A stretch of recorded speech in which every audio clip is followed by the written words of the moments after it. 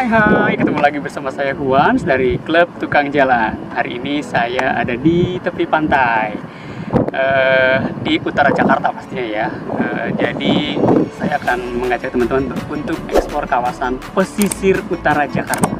Ada apa saja, nanti kita ikutin terus perjalanan hari ini ya di pesisir Jakarta Utara.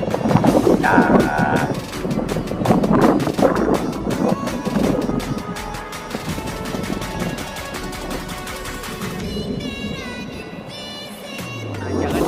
Jakarta itu tidak punya pantai ya teman-teman. Jadi kalau datang ke Jakarta, ngapain mau ke Jakarta? Look, iya. Di sini nih tempatnya kita untuk bersantai. Jadi ini tempat yang baru, namanya Pulau Baru ya, ada di Jakarta Utara. Jadi nanti teman-teman bisa main ke sini, tempatnya oke banget. Jadi bisa untuk foto-foto, bisa untuk sepedaan atau jogging ya. Jadi udaranya juga kayak fresh gitu ya. Apalagi kalau kesininya sore-sore, cakep banget ya.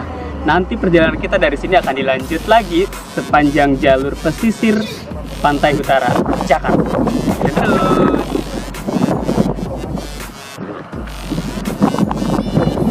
Utara Jakarta memang kita tahunya daerah Cilincing, daerah Marunda dan sekitarnya.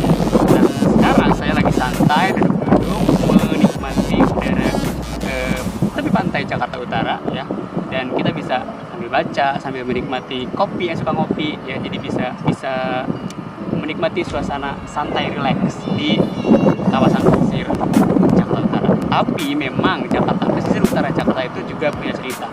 Ada Batik Marunda, ada Rumah Si Pitung, ada Tanjung Priok dan lain sebagainya. Datangin semua kalau bisa ya ke tempat-tempat tersebut, karena pesisir Jakarta Utara itu atau pesisir pantai utara Jakarta memiliki banyak cerita menarik sebetulnya ya. Jadi jangan kemana-mana.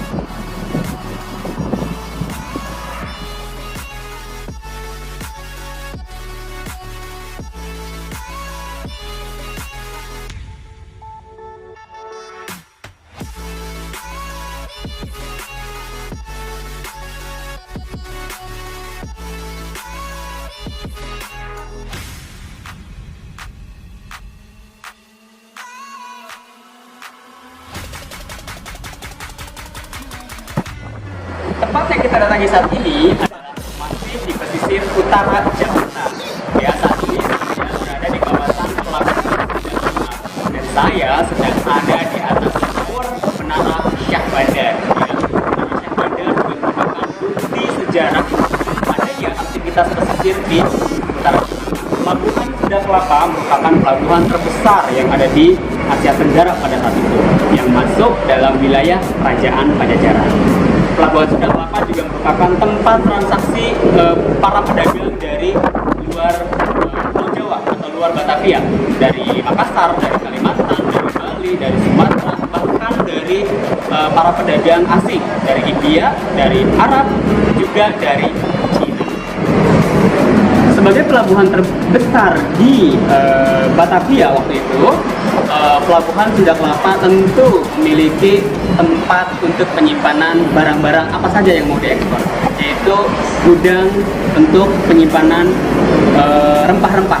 Jadi Indonesia waktu itu kan terkenal dengan adanya produksi rempah-rempah terbaik di dunia. Jadi Batavia disinilah tempat mereka menyimpan hasil bumi Indonesia, rempah-rempahnya maksudnya, untuk dikirimkan ke Eropa. Jadi teman-teman kalau misalkan ke Kota Tua, jangan hanya di kawasan Museum Fathahillah saja, mainlah ke kawasan Pelabuhan Sunda Kelapa. Kita bisa menemukan adanya bekas gudang rempah-rempah dan Menara Syah Bandar yang merupakan tempat untuk mengontrol lalu lintas kapal dari Pelabuhan Sunda Kelapa menuju kawasan kota Batavia.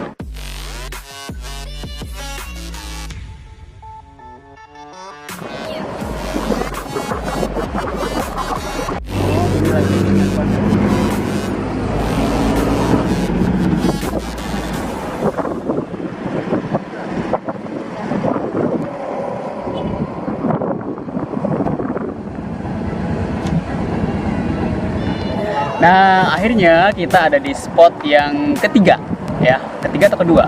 Tiga. Jadi ketiga ya, ini salah satu tempat yang masih dalam rute rute pesisir Jakarta ya. Jadi saya masih ada di pesisir Jakarta dan ada di bagian utara Jakarta. Ada di mana kira-kira saya berada. Jadi di sini banyak kapal-kapal yang sudah tua gitu ya. Di sebelah kanan saya ini ada tempat pembuatan ikan asin. Yang pernah ikut turnya Jakarta Good Guide mungkin sudah tahu. Saya ada di daerah Cilincing ya.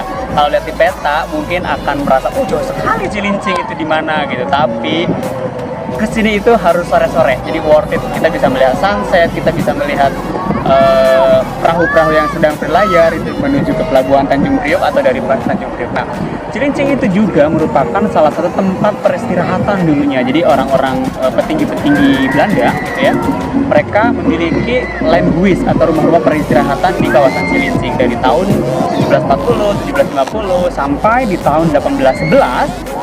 Tentara Inggris mendarat juga di pantai Cilincing ini untuk mengambil alih kawasan Hindia Belanda pada saat itu karena Belanda di bawah kekuasaan dari Napoleon. Gitu cerita sejarahnya. Tapi kalau untuk sekarang landhuisnya atau tempat peristirahatan orang-orang Belanda itu sudah tidak ada. Jadi kita tidak bisa tahu lagi di mana nih posisinya sih rumah-rumah peristirahatan itu, kita tidak bisa gitu ya, tidak bisa melihatnya maksudnya.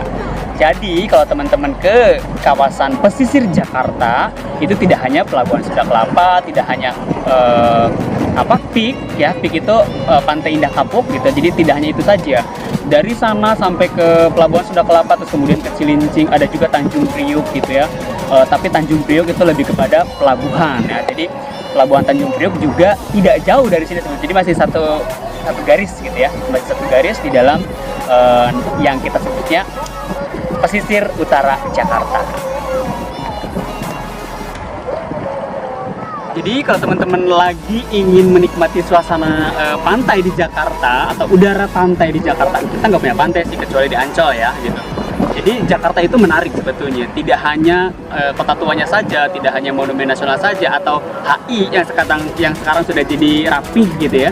Tapi pesisir utara Jakarta itu juga menarik. Jadi selain tadi tempat peristirahatannya orang-orang Belanda gitu ya, dulu juga orang-orang Belanda mereka kalau liburan ke Cilincing. Nah teman-teman kalau pernah nonton film jadul, film lama banget gitu ya, yang dibintangi oleh Tiga Dara, itu judulnya memang Tiga Dara. Mereka juga ada scene yang mereka liburan, mau kemana nih? Liburannya ke pantai Cilincing gitu ya. Tapi kalau sekarang liburan ke pantai Cilincing kita tidak ada pantainya, cuma melihat hamparan air laut dan beberapa kapal besar gitu ya, kapal-kapal tongkang, dan juga banyak kapal-kapal yang sudah rusak gitu ya. Nanti mereka akan dipotong-potong dan akan dijual.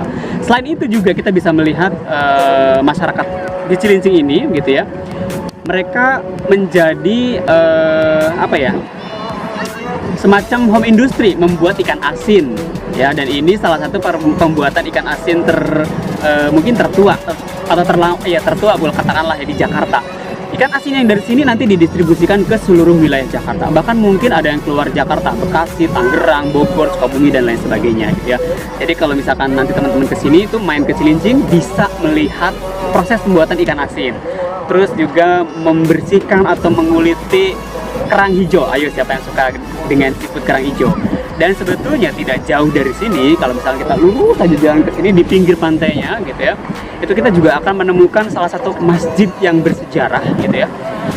Konon masjid tersebut pernah dipakai oleh tentaranya Mataram yang ketika mereka akan melakukan penyerangan terhadap tentara yang ada di Batavia. Jadi mereka menginapnya di daerah Cilincing. Nah, masjid itu namanya Masjid Al-Alam dan sekarang masih berdiri menjadi salah satu masjid tertua di Jakarta.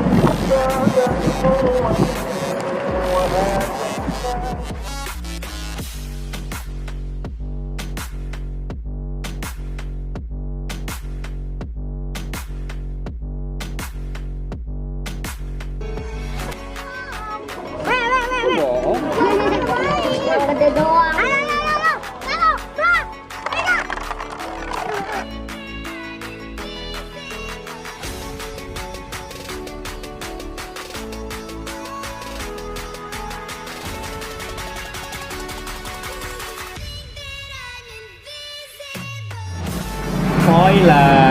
Jadi ini sekarang teman-teman, saya mau ngajak teman-teman kalau main ke pesisir utara Jakarta, jangan lupa untuk nyobain seafoodnya karena ini ikannya fresh. Ada udang, saya cuma pesan udang, ada kangkung, ikan ayam. Nah, aneh kan? Ikan ayam. Cobain, ini enak banget. Terus ini ada cumi goreng tepung dan pete, my favorit. Ala. Ya, selamat makan ya.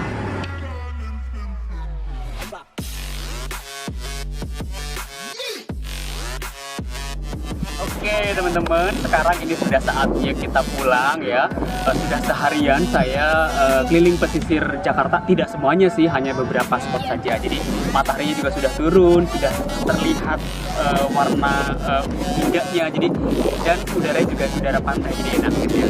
Nanti kita harus berhenti perjalanan kita di rute pesisir Jakarta. Jadi jangan salah kira Jakarta tidak punya tempat menarik di pinggiran pantai.